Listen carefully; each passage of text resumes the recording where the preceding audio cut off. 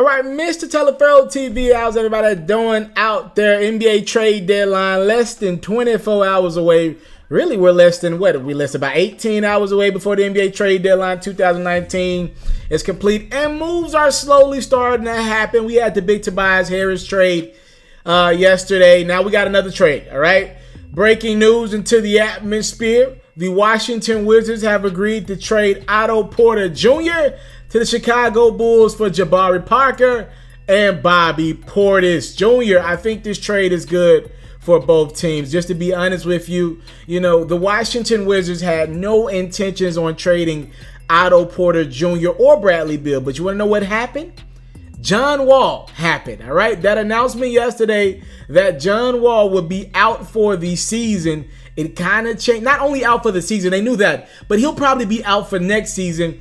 It probably kind of changed the mindset of the Washington Wizards. They did not want to move on from Otto Porter Jr. They've always shopped Otto Porter Jr., but they thought the Wizards were playing decent basketball as of late, and they probably had intentions on keeping Otto Porter Jr. with John Wall's injury, right? They had always wanted Otto Porter off that contract ever since they gave him the contract, but they were pretty content on keeping him with John Wall being injured for this season. But when they found out that he ruptured his tendon and his Achilles and he'd be out for another year pretty much, they're like, yeah, we got to make a move. We got to get off some of this salary cap. The Chicago Bulls are always looking for ways to get better. No one's looking to go to Chicago right now. That's crazy that Jordan bought 6 rings to Chicago and they can't get a damn free agent to save their life.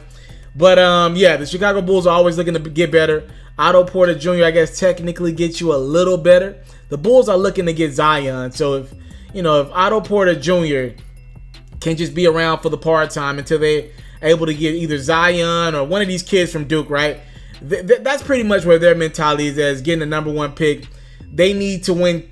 They don't need to win games, and Otto Porter hasn't been a winner in this league. So I think it works out for both teams. I covered Bobby Portis in college when I was at Tennessee, when he was at Arkansas. He can ball, man. Bobby Portis Jr. can ball. And to be honest with you, Bobby Portis Jr. and Jabari Parker, that ain't that bad of a deal if you're a Washington Wizard.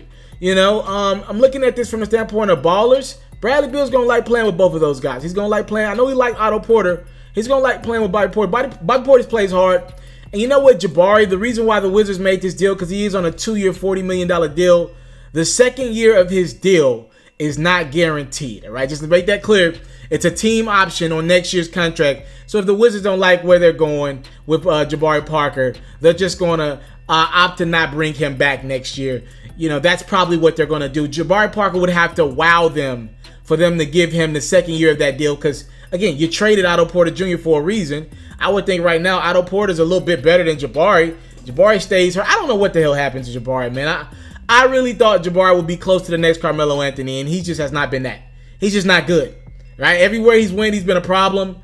It didn't work out in Chicago. It didn't work out in Milwaukee. Thank God Milwaukee got Giannis, right? Because they were looking for Jabari to be what Giannis became, right? But just didn't happen.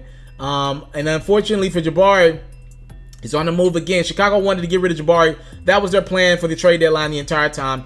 They finally found a suitor. They'll take on Otto Porter's deal. They don't mind. They don't get anybody else anyway. And in regards to Jabari Parker, like I said, he would have to wow the Washington Wizards in the next 2.5, 3 months of basketball for them to retain him and opt to keep him on that team option. It's a 2-year, $40 million deal. They're likely not paying him $20 million next year. Bobby Portis is fairly cheap. They'll keep him around. Even if they got to give him a new deal, they'll keep him around for super cheap. But in regards to Jabari, this was just a salary dump for Washington. They wanted to get rid of as much money as they can.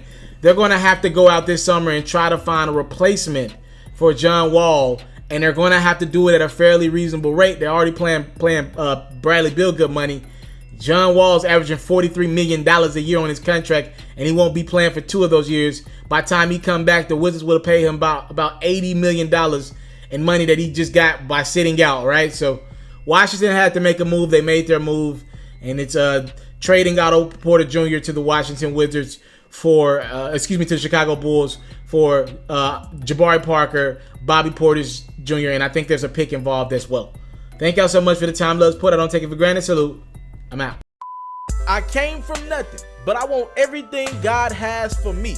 I interview celebrities. I talk sports. I still represent the culture. I got the kids. They are now tuned in. Yeah, we locked in right now, Mr.